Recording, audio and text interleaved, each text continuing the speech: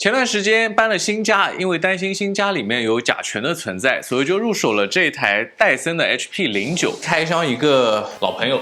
戴森的风扇加空气净化器，外面这层包装给划开来。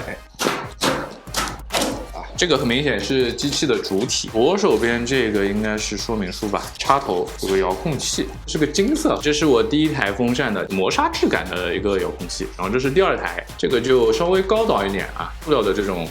有光泽的这种质感。然后这个就是这一台更加的高级一点，看起来金色的就显得跟旁边两个小弟价格不一样，而且长度上也是一个高出一个啊，这是不是根据价格来排量？这个就是滤芯了，两个滤芯，主体拿出来，它这个滤芯没有装在里面，为什么不装好给我呢？还要我自己动手一下，又不是宜家，它里面是有2层滤芯的，咱们先把它装上。先给这么扣上，设计和安装非常简单，一边一个啊，一起摁，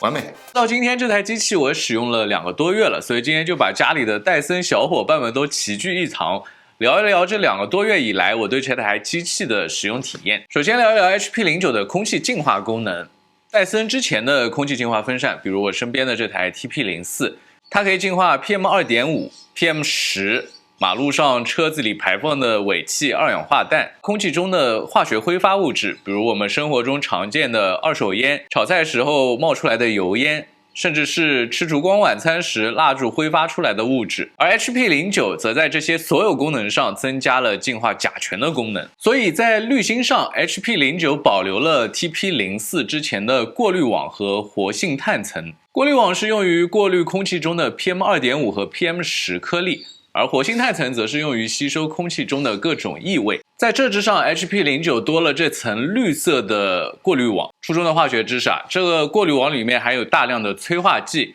可以催化空气中的甲醛被氧气氧化成二氧化碳和水，而催化剂本身的性质是不会发生变化的。好，初中化学知识到此结束。也就是说啊，这层滤网可以无限次使用，而不像其他2层滤网需要更换。那实际的净化效果怎么样呢？我也没有什么大型的仪器可以检测这个净化效果到底数据如何，但是作为一个用户的主观体验，我觉得净化的体验还算不错。戴森的净化器都是有净化和净化加风扇2种模式选择，在单开净化的情况下噪音很小，净化3档的时候声音是43分贝，调到4档的时候声音还是43分贝左右，然后我们接着往上调到5档就是46分贝，一直调到最大的10档的时候声音接近57分贝、58分贝。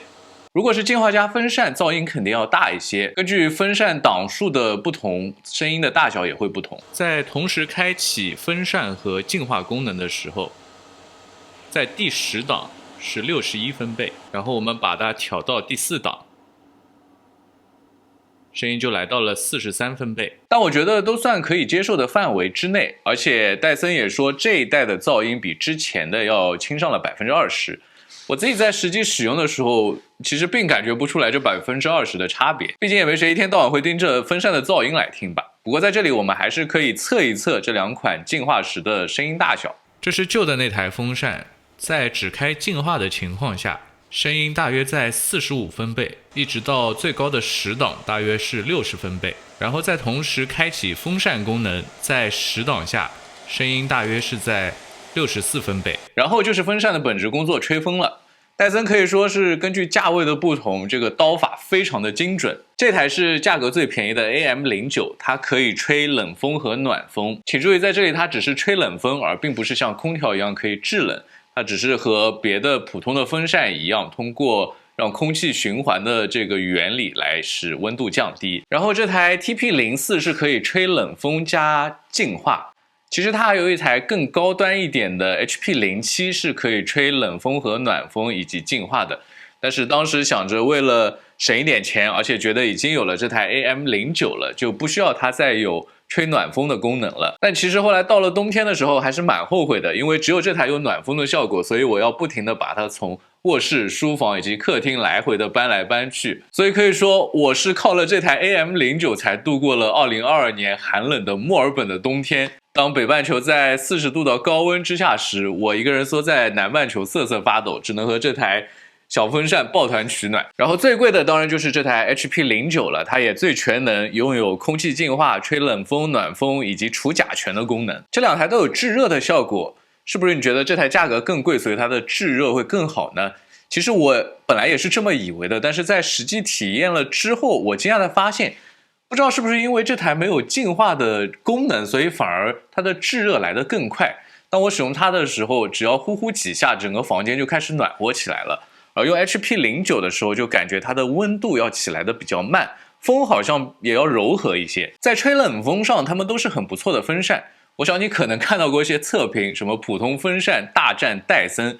我没法说他们在吹冷风上和普通风扇相比有什么特别突出的优势，但是对我来说，我更喜欢这样的无叶设计。它也更安全，而且也更容易打理和清洁。我还想讲一讲戴森空气净化器的传感器。抛开这台没有净化功能的 AM09， 这两台的传感器，它是拥有 PM2.5、PM10、二氧化氮以及挥发性物质的传感器。而这一台在以上所有传感器之上还加了甲醛的传感器。我使用体验觉得这两个传感器都很灵敏，因为每次我开车回到家的时候，就能够看到这上面显示二氧化氮的含量一下子就升上来了。而且这两台有传感器的还能够搭配戴森的 APP 配合使用，这个 APP 的使用体验是很棒的。现在有很多家电为了显得有智能的感觉而强行加了一个 APP， 但是戴森的这个 APP 就不是这样。因为首先你可以完全不使用戴森的 APP 而正常使用这几款产品，它不会为了强制你使用他家的 APP 而增加使用的门槛。那它自己自带的遥控器调节的时候，也可以从它的这个屏幕上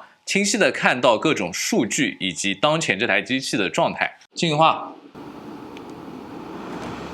所以对于电子产品不那么熟悉的用户，比如家里的长辈或者老人，这个设定就很友好啊。而当机器和戴森的 APP 连接了之后，则可以使用手机当做这个遥控器。Siri 打开取暖器。好的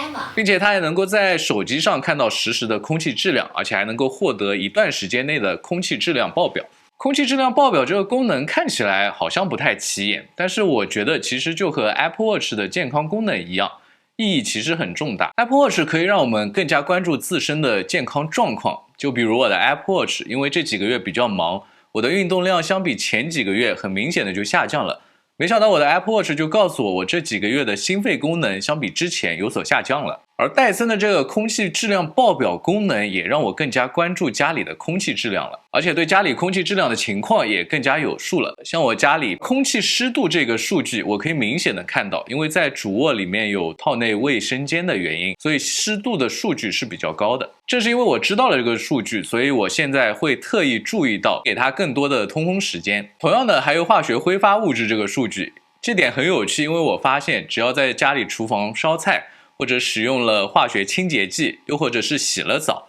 化学挥发物质这个数据就会开始飙升。这些有的我们是无法避免的，但是还是可以通过一些手段进行改善。比如在做菜的时候记得打开油烟机，在洗澡的时候记得打开排风扇等等。所以说，虽然这个传感器的存在并不见得会让家里的空气质量有什么飞跃，但是至少能让我们对家里的空气质量心中有数。这种感觉就好像是一些看起来好像没有什么用的知识一样。我们常说没用的知识又增加了，但是真的没有用吗？在最后，我想说说这台机器最大的一个争议的点，那就是它的价格。戴森的创始人詹姆斯·戴森的自传中，他说道 The thing it did teach me, if you have a better idea and engineer it well, people will want it, even though it's 3 times the price. 我觉得这句话其实很好的概括了像戴森或者苹果这类品牌的产品。这台机器的价格绝对不算便宜，但是它却是在市面上我能找到的最适合我的产品。它能净化空气，它能提供空气质量报表，它能制热，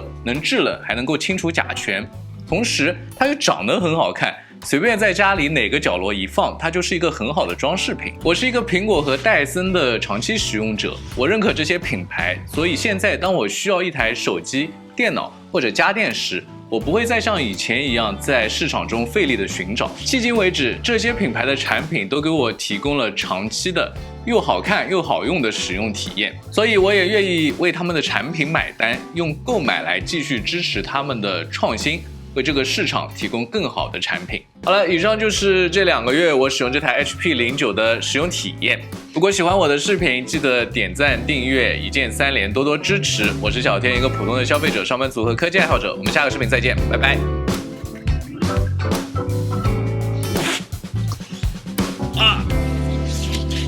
姐姐，录完了。